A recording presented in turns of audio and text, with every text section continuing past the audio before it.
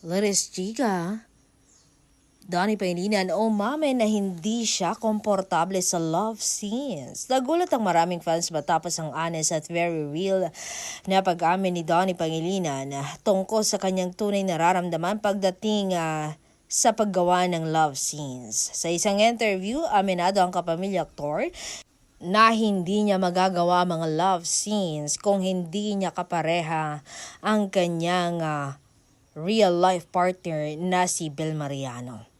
Ayon kay Donnie, kahit matagal na siya sa industriya at marami nang nakikitang ganon at marami nang proyektong nagawa, iba pa rin daw talaga ang pressure at awkward feeling kapag oras na para gawin ang mga eksenang sobrang personal at emotional. Hindi raw ito basta-basta dahil kailangan niyang i-balance ang professionalism at personal comfort niya bilang tao. Buti na nga lang daw ay si Bel Mariano ang kapareha niya dahil kung iba raw ay hindi niya raw magagawa.